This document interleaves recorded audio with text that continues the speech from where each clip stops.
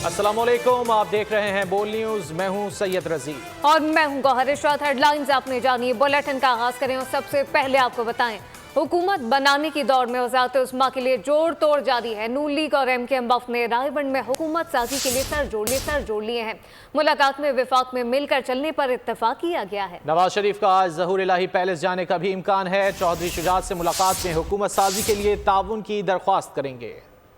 हुकूमत बनाने की दौड़, वज़ारत उज़्मा के लिए जोड़ तोड़। MKM वफ़द रायबंद पहुंचा। नवाज शरीफ शहबाज शरीफ ने पार्टी रहनुमाओं का इस्तकबाल किया। मुलाकात में दोनों जमातों में बुनियादी नुकात तय पा गए। मुल्क और कौम के मफाद के लिए मिलकर चलने पर इत्तेफाक हुआ। रहनुमाओं ने अब तक होने वाले राब्तों से मुताल्लिक भी एक दूसरे को एतमाद में लिया। नून लीग सदर और मौलाना फजल रहमान में भी राब्ता हुआ। दोनों ने जल्द मिल बैठने पर इत्तेफाक किया। नवाज शरीफ ने आज़ाद उम्मीदवारों पर भी नजरें जमा ली। शहबाज शरीफ को इंडिपेंडेंट उम्मीदवारों को राम करने का टास्क सौंप दिया गया है।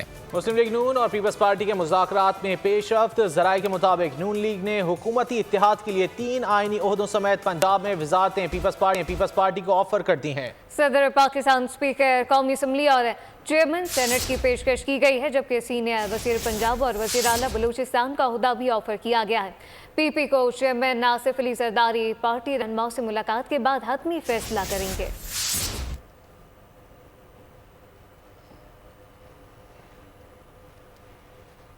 मुल्क में इंतखाबात के बाद की सूरत हाल। पीपल्स पार्टी ने CEC का इजलास तलब कर लिया है। इजलास कल जरदारी हाउस इस्लामाबाद में होगा।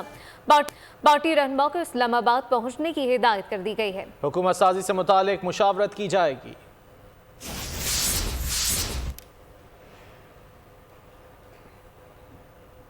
मुल्क में इंतखाबात के बाद की सूरत हाल। पीपल्स पार्टी ने CEC का इजलास तलब कर लिया है। इजलास कल जरदारी हाउस इस्लामाबाद में होगा।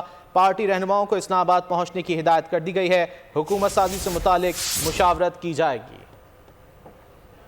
वज़ीर आला पंजाब कौन? नून लीग ने सर जोड़ लिए हैं। पार्टी ज़राए के मुताबिक मरियम नवाज और मलिक अहमद के नाम ज़ेरे गौर हैं। इस मुतालिक मजीद क्या तफसीलात हैं, खुर्रम मलिक से जानते हैं। खुर्रम, आगाह कीजिएगा, कौन सा नाम सबसे ज़्यादा जोरावर है?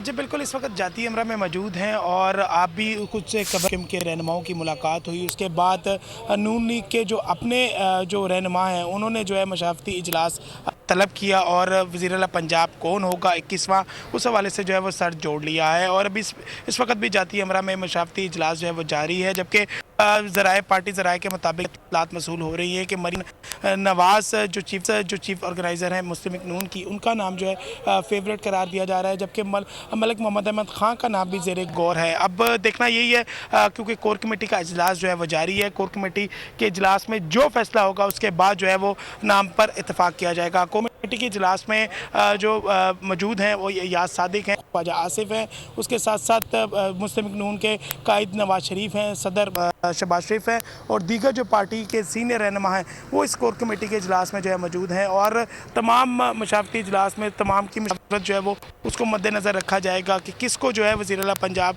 का लक़ब जो है वो दिया जाए, किसको वज़ीर आला पंजाब जो है मुंतखब किया जाए। तो इस वक्त जो गौर नाम है वो मरियम नवाज हैं जो चीफ ऑर्गेनाइज़र हैं मुस्लिम लीग नून की और बेटी हैं मियाँ मोहम्मद शरीफ की, और दूसरा नाम जो मलिक मोहम्मद अहमद खां का जो है वो सामने आ रहा है और दीगर नामों पर भी गौर किया जा रहा है कि जो पंजाब के लिए जो बेहतर रहेंगे। लेकिन इसका जो पार्टी ज़राए की जानिब से दावा किया जा रहा है कि इन दोनों नामों पर जो है वो ज़्यादा गौर किया जा रहा है और देखा जा रहा है कि पंजाब के लिए कौन सा उम्मीदवार जो है वो मुंतखब किया जाए और कौन सा उम्मीदवार जो है वो उसको वज़ीर आला पंजाब बनाया जाए। तो इस वक्त मशावरती इजलास अभी भी जारी है और तकरीबन 1 घंटे से ये इजलास जो है जारी है। कोर कमेटी का इजलास और दीगर जो रहनुमा हैं मुस्लिम लीग नून के वो भी इस इजलास में जो है वो शामिल है और वक्फे से जो पार्टी की सीनियर क़यादत है वो जाती अमरा पहुँच रही है और इसी हवाले से जो है वो सर जोड़ कर बैठ चुके हैं। जी खुर्रम, ये बताइए, साबिक सदर आसिफ अली जरदारी लाहौर पहुँच रहे हैं शाम में? अच्छा बिल्कुल, ज़रा ये दावा कर रहे हैं कि साबिक सदर आसिफ अली जरदारी और बिलावल भुट्टो जरदारी जो है वो शाम तक लाहौर पहुंचेंगे और इनकी नवाज शरीफ से मुलाकात भी मतवक्के है और इम्कान ये ज़ाहिर किया जा रहा है कि मुलाकात ना तो बिलावल हाउस में होगी ना ही जाती अमरा में होगी, कोई ऐसा सेंट्रल लोकेशन रखी जाएगी। जिस तरह 2 रोज़ कबल आसिफ अली जरदारी जब लाहौर पहुँचे थे तो नगरा वज़ीर आला पंजाब मोहसिन नकवी के घर में जो है वो शहबाज शरीफ और आसिफ अली जरदारी, बिलावल भुट्टो जरदारी और इसाक डार की मुलाकात हुई थी। तो आज भी ये इम्कान ज़ाहिर किया जा रहा है कि नवाज शरीफ है कि साबिक सदर आसिफ अली जरदारी और मुस्लिम लीग नून के कायद मियां नवाज शरीफ की मुलाकात आज मुमकिन है। बहुत शुक्रिया खुर्रम, आपने सवाल से आगाह किया। लाहौर में चौधरी शुजात हुसैन की रहायशगाह पर सियासी सरगर्मियां शुरू हो गई। मियां नवाज शरीफ की आज चौधरी शुजात हुसैन से मुलाकात का इम्कान है। नवाज शरीफ चौधरी शुजात हुसैन से विफाक और पंजाब में हुकूमत साजी के लिए ताउन की दरख्वास्त करेंगे। मजीद तफसीलात जान लेते हैं बोलने के नुमाइंदे अफजाल अब्बासी से। अफजाल, क्या तफसीलात हैं? बिल्कुल, लाहौर सियासियों का मरकज़ बना हुआ है और सियासी कायदीन की मुलाकातों का सिलसिला जारी है। इस वक्त मियां मोहम्मद नवाज शरीफ मुस्लिम लीग नून के कायद कुछ देर में चौधरी शुजात हुसैन का ज़हूर अलई रोड पर पहुंच रहे हैं। बात करेंगे मुस्लिम लीग नून के वक्त में मियां मोहम्मद शहबाज शरीफ, सरदार अय्याज सादिक, राना सनाउल्लाह और दीगर लीगी कायदीन भी शरीक होंगे। जबकि चौधरी शुजात हुसैन की रिहायशगाह पर चौधरी शाफी हुसैन, चौधरी सालिक हुसैन और दीगर सीनियर लीडरशिप भी मौजूद है और पंजाब और वफाक में हुकूमत साजी के हवाले से जो है वो मुशावरत की जाएगी कि आइंदा जो प्लान है सियासी हुकूमत का वो क्या होगा और आइंदा के रोड मैप जो है वो तय किया जाएगा। इस हवाले से जो है यहाँ पर प्रेस ब्रीफिंग का भी एहतमाम किया गया है। दोनों जानिब से जो लीडरशिप है, सियासी लीडरशिप, वो मुलाकात के बाद मीडिया ब्रीफिंग भी देगी। अफजाल, बहुत शुक्रिया। और लाहौर सियासी मरकज बन गया है। सियासी जोड़ तोड़ के लिए अहम मुलाकातें आज होंगी। पीपल्स पार्टी के चेयरमैन बिलावल भुट्टो आसिफ अली जरदारी को साबिक सदर आसिफ अली जरदारी ने इस्लामाबाद में बुला लिया है, जबकि बिलावल भुट्टो कुछ देर में लाहौर पहुंच जाएंगे। बिलावल भुट्टो और आसिफ अली जरदारी की आज चौधरी शुजात से ये अहम मुलाकात मुतवक्के है। आसिफ अली जरदारी आज मुस्लिम लीग नून के कायद मियां मोहम्मद नवाज शरीफ से मुलाकात करेंगे। जरा के मुताबिक आसिफ अली जरदारी की अब्दुल अलीम खान से मुलाकात भी मुतवक्के है, जबकि आसिफ अली जरदारी ने बिलावल भुट्टो को अहम मुलाकात के लिए लाहौर बुला लिया है। अहम मुलाकात की मजीद क्या तफसीलात हैं, फातिमा शेराजी से जानते हैं। जी फातिमा।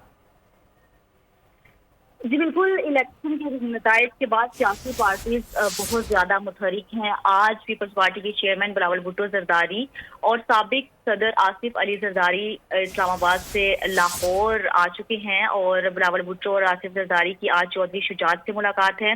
इसके अलावा मुस्लिम लीग नून के कायद मियां मोहम्मद नवाज शरीफ से भी मुलाकात है। आसिफ अली जरदारी की जो मजीद मुलाकातों में जो स्केड्यूल है उसमें अब्दुल अलीम खान से भी मुलाकात मुतवक्की है। आसिफ अली जरदारी बिलावल भुट्टो को अहम मुलाकातों के लिए लाहौर बुलाया गया था और आसिफ अली जरदारी बिलावल भुट्टो लाहौर पहुंच चुके हैं और इसके साथ साथ चौधरी शुजात के घर भी आज जाएंगे और मुस्लिम लीग नून से उनका जो पीपल्स पार्टी का मौक़िफ़ है वो ये कह रहे हैं कि मुस्लिम लीग नून से कोई भी बाकायदा राबता वार करना वो सही नहीं है। बिलावल भुट्टो और आसिफ जरदारी आज अहम मुलाकातों के बाद रात को दोबारा इस्लामाबाद के लिए रवाना हो जाएंगे। मुलाकात में फातिमा शेराजी, आपका बहुत शुक्रिया। आम इंतखाबात में शानदार कामयाबी। MQM पाकिस्तान ने आज यौम तशक्कुर मनाने का ऐलान कर दिया। जिना ग्राउंड अजीज़ाबाद में आज जलसा होगा। आवाम से भरपूर शिरकत की अपील की गई है। तर्जुमान MQM का कहना है कि मुत्तहदा कौमी मूवमेंट को कराची के अवाम ने भरपूर मैंडेट दिया। अजीज़ाबाद में 8 साल बाद ये अहम जलसा होने जा रहा है। इस मुतालिक तफसीलात क्या हैं, खुर्रम गुलजार से जानते हैं। जी खुर्रम।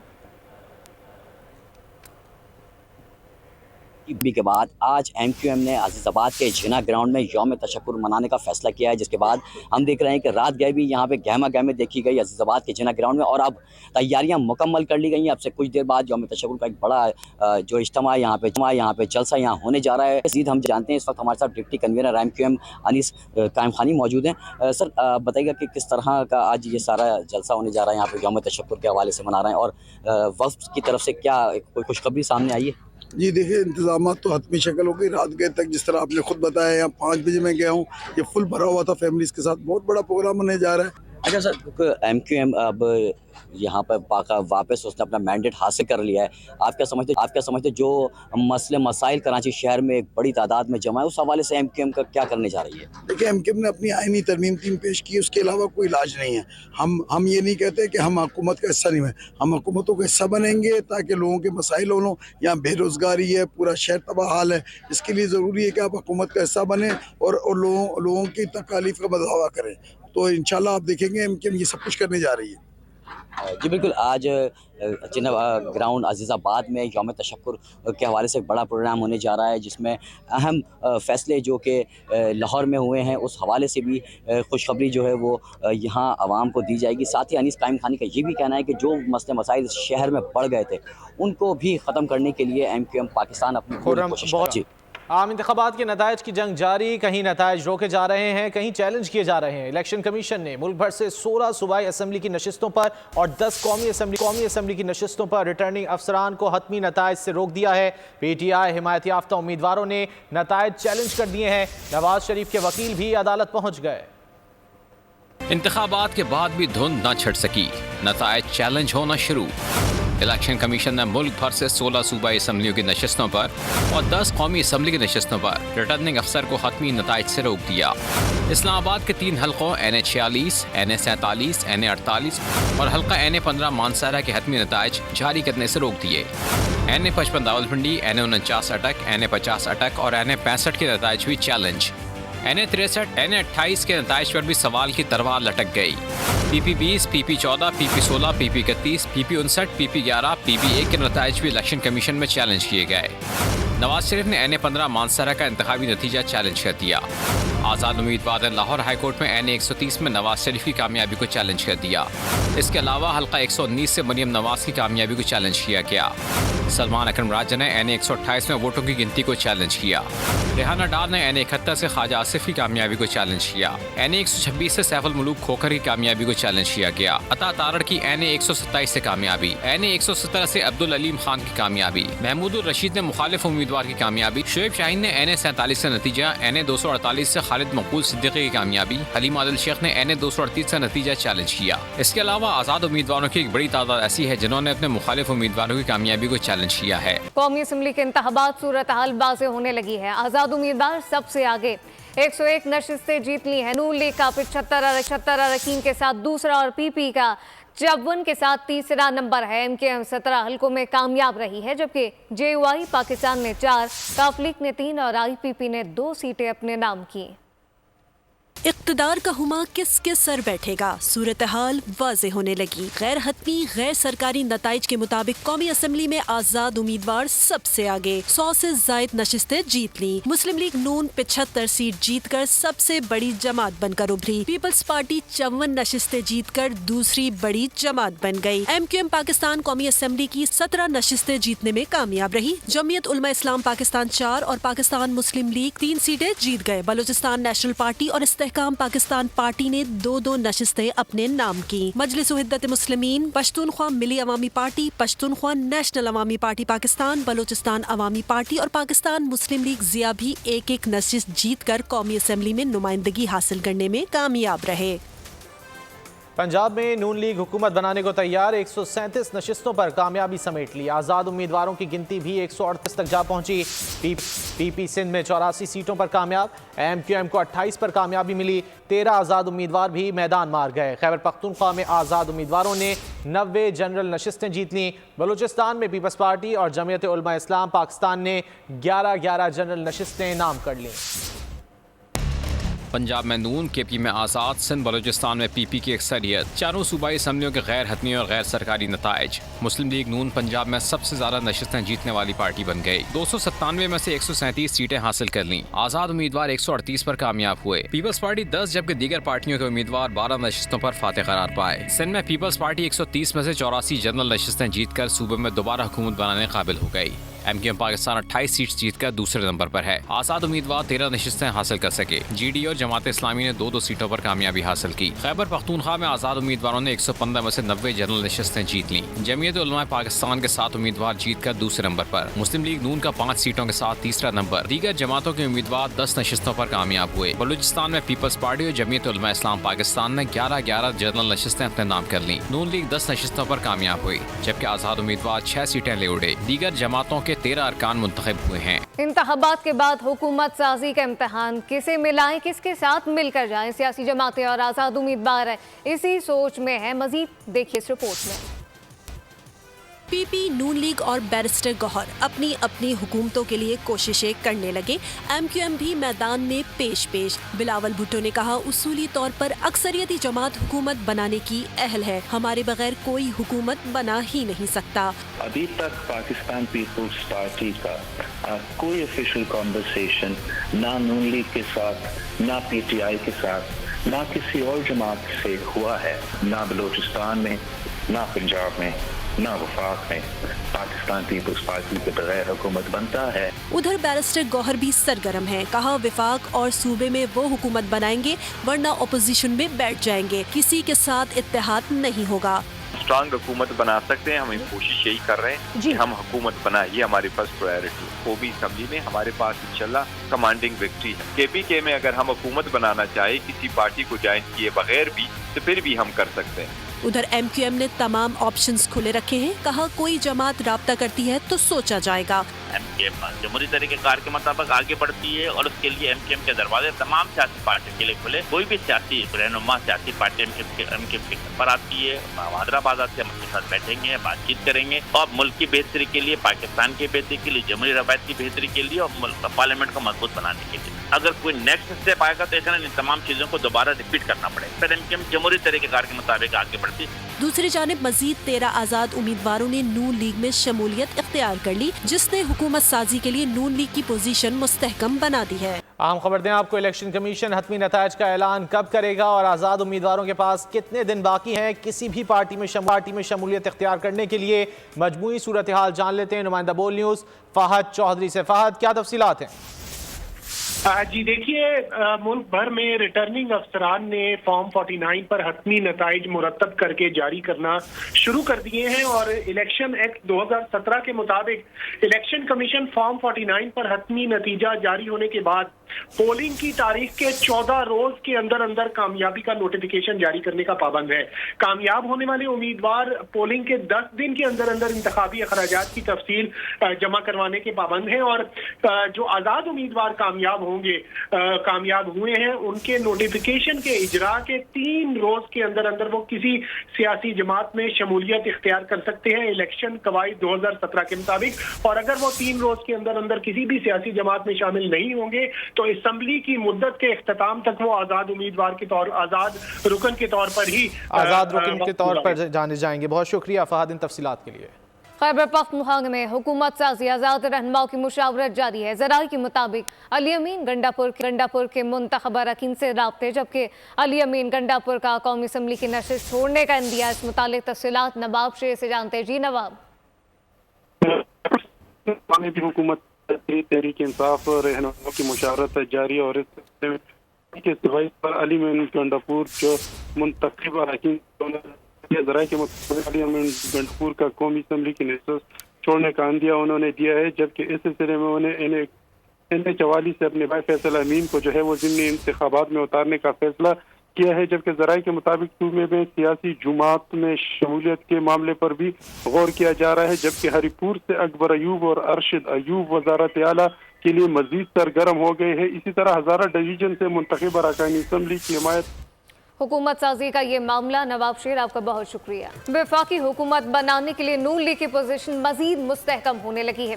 13 आज़ाद उम्मीदवारों ने नून लीग में शमूलियत अख्तियार कर ली है, जबकि NA 253 से कामयाब उम्मीदवार मियाँ खान बुगटी, NA 48 इस्लामाबाद से राजा खुर्रम और NA 54 रावलपिंडी से बैरिस्टर अकील मलिक नून लीग में शामिल हो गए। अब तक कौमी असम्बली और पंजाब असम्बली के 4 आज़ाद अरकान नून लीग में शमूलियत का ऐलान कर चुके हैं।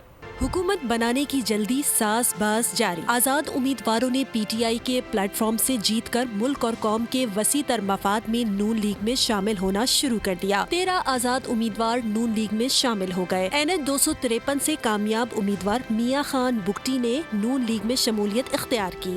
NH 54 रावलपिंडी से बैरिस्टर अकील मलिक ने भी नून लीग को ज्वाइन करने में आफियत जानी है। इसके अलावा दीगर मजीद आज़ाद उम्मीदवार मुख्तलिफ सियासी पार्टियों से राब्ते में हैं। लाहौर में अज़मा बुखारी की न्यूज़ कॉन्फ्रेंस। रहनुमा नून लीग ने कहा कि आज़ाद उम्मीदवारों को पार्टी नहीं कहा जा सकता। 100% रिजल्ट आने पर धांधली का शोर मचा दिया। कहा, पंजाब में मुस्लिम लीग नून वाहिद अक्सरियती पार्टी है। मुस्लिम लीग नून बगैर सपोर्ट तनहा हुकूमत बनाने की पोजीशन में है। है मुस्लिम लीग नून वाहिद अक्सरियती पार्टी है जिसका दूर दूर तक किसी दूसरी जमात से कोई मैच नहीं है। मुस्लिम लीग नून को किसी भी सपोर्ट के बगैर, किसी भी दूसरी जमात के जो है वो मिलने के बगैर अकेले तन्हा हुकूमत बनाने की पोजीशन में मौजूद है। आज़ाद उम्मीदवारान पार्टी नहीं होते, आज़ाद उम्मीदवारान पार्टी उनको पार्टी नहीं कहा जा सकता। तहरीके फसाद को 1 करोड़ और 70 लाख वोट पड़े हैं अभी तक की जो कैलकुलेशन है उसके मुताबिक, और जो वो कहते हैं कि पूरी कौम उनके साथ निकल आई है, पूरी कौम ने उनको मैंडेट दे दिया है।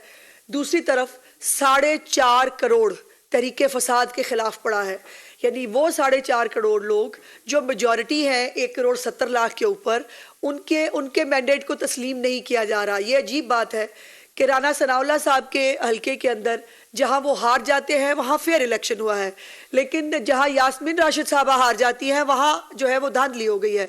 साद रफीक साहब के हलके के अंदर जो है वो फेयर इलेक्शन हुआ है, लेकिन जिन जिन इलाकों के अंदर जो है ये लोग हार गए हैं वहां पर धांधली हो गई है। अवामी नेशनल पार्टी ने इंतखाबात को मुस्तरद कर दिया है।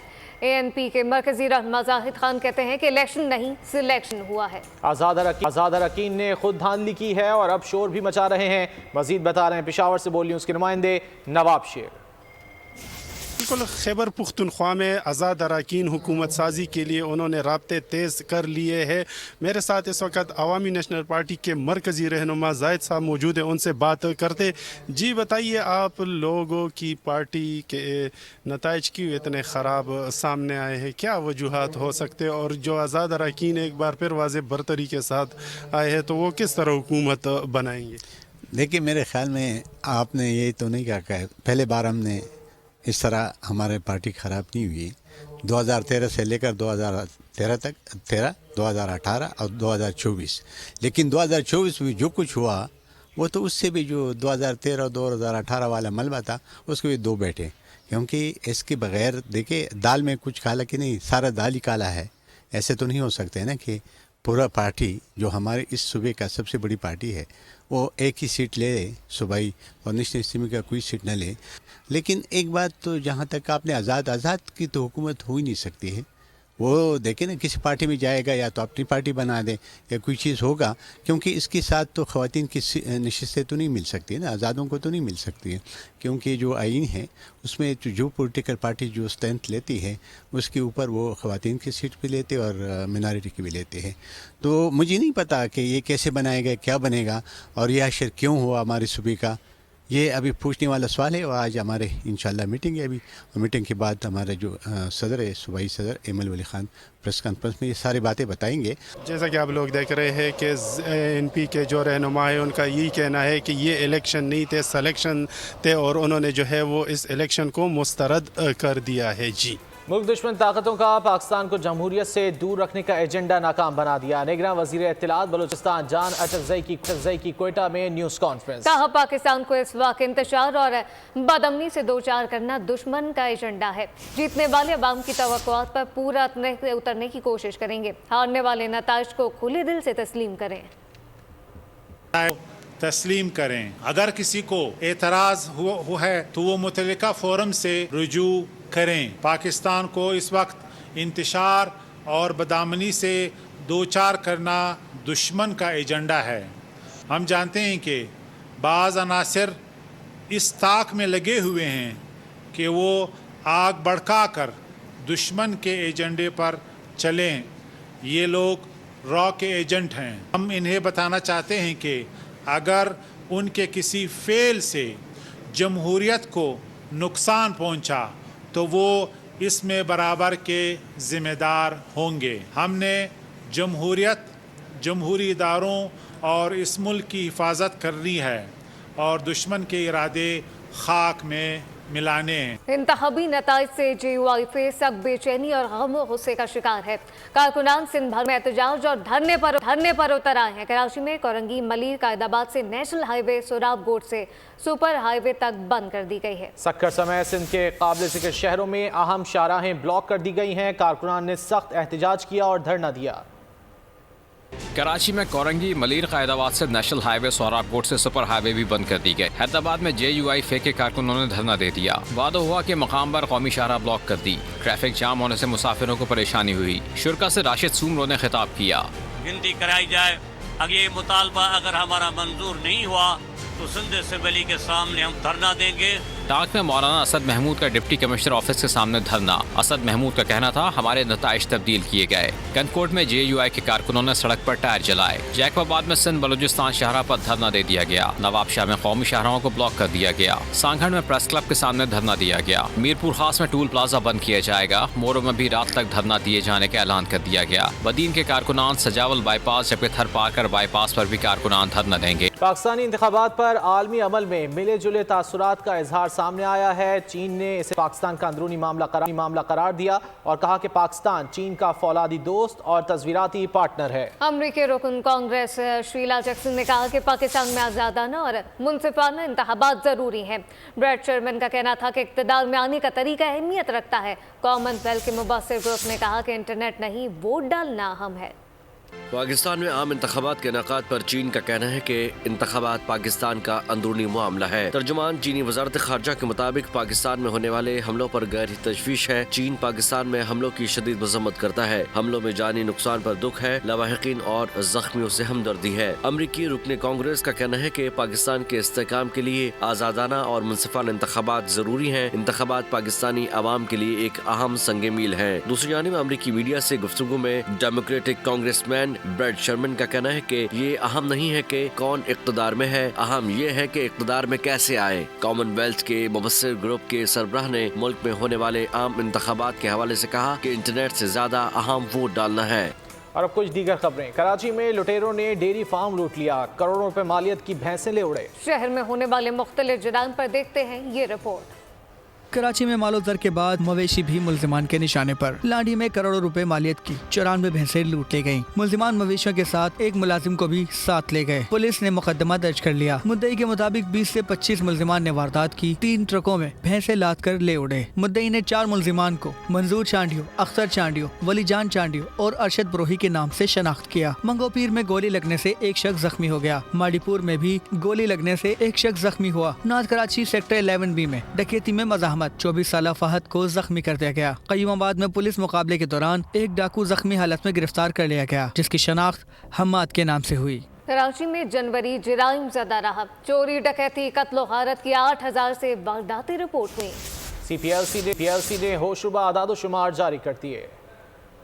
नए साल के पहले माह रिकॉर्ड वारदातें, शहरियों का जानो माल गैर महफूज रहा। CPLC ने जुर्म ज़दा जनवरी की तफसीलात जारी कर दी। शहर में लूट मार, चोरी, डकैती, कत्ल गारत, भत्ताखोरी और अगवा बरा तावान की 8000 से ज्यादा वारदातें रिपोर्ट हुई। 50 शहरी कत्ल कर दिए गए। पुलिस के हाथों 9 डाकू मारे गए। 118 जख्मी हालत में गिरफ्तार हुए। डकैती में मज़ाहमत पर 14 अफराद से जीने का हक छीन लिया गया। शहर में मोबाइल फोन छीनने की 2305 वारदातें दर्ज हुई। असलहे के जोर पर 17 गाड़ियाँ छीन ली गयी, जबकि 163 गाड़ियाँ चोरी हुई। इसी तरह बंदूक दिखाकर 863 मोटरसाइकिलें छीन ली गयी। 4454 चोरी हो गयी। पुलिस ने 54 गाड़ियों, 252 मोटरसाइकिलें बरामद की। जनवरी में भत्ताखोरी के 9 और अगवा बराए तावान के 4 वाक़यात रिपोर्ट हुए। शहर भर में छापों के दौरान 3400 मुल्ज़िमान पकड़े गए। मुल्ज़िमान से 665 हथियार और 10 हैंड ग्रेनेड बरामद हुए। और अब जिक्र गजा की सूरत हाल का, जहाँ इसराइली फौज के वहशियाना हमले 4 माह से जारी हैं। फलस्तीनी शहदा की तादाद 28,000 से तजावुज कर गई। शुमाली गजा और खान यूनुस के बाद इसराइल ने रफा से भी फलस्तीनियों को जबरी बेदखल करने और ज़मीनी हमले करने का मंसूबा बना लिया है। रिपोर्ट्स के मुताबिक गजा के 23 लाख में से निफ्स बेघर फलस्तीनी रफा में पनाह लिए हुए हैं। दूसरी जानिब लबनान में इसराइली फ़ज़ाई हमले में हिजबुल्लाह रहनुमा समेत 3 अफराद शहीद हो गए। जिला खैबर में सिक्योरिटी फोर्सेस का इंटेलिजेंस बेस ऑपरेशन। आपको बताएं कि ऑपरेशन जबकि सिक्योरिटी फोर्सेस ने दहशतगर्दों की मौजूदगी की इत्तला पर कार्रवाई की है। जहां आपको बताएं कि सिक्योरिटी फोर्सेस का ये इंटेलिजेंस बेस ऑपरेशन, फोर्सेस ने दहशतगर्दों की मौजूदगी की इत्तला पर कार्रवाई की है। तफसीलात जान लेते हैं नुमाइंदा खुसूसी सलमान आवान से। सलमान, क्या तफसीलात हैं? जी बिल्कुल, ये एक इंटेलिजेंस बेस्ड ऑपरेशन था जो कि जिला खैबर में सिक्योरिटी फोर्सेस ने दहशतगर्दों की मौजूदगी की इत्तला पर किया है और इस कार्रवाई के दौरान दोनों जानिब से शदीद फायरिंग का तबादला हुआ है। और इस हवाले से इत्तलात मिली ये हैं जो IGPR ने कंफर्म भी किया है कि इसमें इंतहाई मतलूब दहशतगर्द कमांडर या सरगना आप कह लें सूरत गुल जो है वो मारा गया है। और ये जो मारे जाने वाला दहशतगर्द है ये अपने इलाके में न सिर्फ जो है दहशतगर्दी की कार्रवाइयों में मुलविस था, बल्कि इसके अगर मैं आपको बताऊं कि इसका ताल्लुक दाइश से बताया गया है, ये ना सिर्फ दहशतगर्दी की कार्रवाइयों या सिक्योरिटी फोर्सेस पर हमलों में मुलविस था, बल्कि जो आम शहरी हैं उनके खिलाफ भी ये टारगेट के लिए जैसी भत्ताखोरी जैसी वारदातों के अंदर मुलविस है। यही वजह कि मकामी आबादी इनसे बहुत ज्यादा तंग थी, बड़ी मिकदार के अंदर इनसे दहशतगर्द से जो है एमुनिशन, वेपन्स या बारूदी मवाद भी बरामद हुआ है और मकामी आबादी की तरफ से इस कार्रवाई का, इस ऑपरेशन का जबरदस्त खैर मकदम किया गया है। सिक्योरिटी फोर्सेस को ताबूत की यकीन दहानी भी करवाई गई है और इस वक्त वाइस प्यार ने बताया कि इलाके के अंदर एक सैनिटाइजेशन ऑपरेशन किया जा रहा है ताकि दहशतगर्दों का मुकम्मल खात्मा यकीनी बनाया जा सके और अगर उनके सहूलतकार वगैरह भी इस इलाके के अंदर मौजूद है तो उनको भी कैफरे किरदार तक पहुंचाया जा सके। जी, ऑपरेशन में दाइश से ताल्लुक रखने वाला दहशतगर्द भी हलाक हुआ है। सलमान अमान, आपका बहुत शुक्रिया। अब नदी में बड़ी तादाद में मछलियां मर गईं। अब्बास गोट के करीब हजारों की तादाद में मरी मछलियां ताफुन फैलाने लगी। मुकामी अफरात ने फैक्ट्रियों के आलूदा पानी को इस हलाकत की वजह करार दे दिया है। इलाका मकीन कहते हैं कि फैक्ट्रियों के फुजले से न सिर्फ मछलियों की नस्ल कुशी हुई बल्कि इलाके में ताफुन भी फैला है। मौसम की सूरत हाल का जिक्र करें, आपको बताएं कि मुल्क भर में सर्दी जोबन पर है। बालाई इलाकों में सर्द हवाओं ने डेरे डाल लिए हैं। इस्लामाबाद और मरी में भी शदीद ठंड का राज बरकरार है। सिंध और बलूचिस्तान में भी मौसम इंतहाई सर्द हो गया। महकमा मौसमियात ने बलूचिस्तान के जनूब मगरबी इलाकों में तेज हवाओं और गरज चमक के साथ बारिश की पेशगोई कर दी। मुल्क के बेशतर इलाकों में मौसम सर्द और खुश्क रहेगा। न्यूज स्टूडियो से फिल वक्त इतना ही। सब्सक्राइब करें और बेल दबाएं ताकि कोई खबर रह न जाए।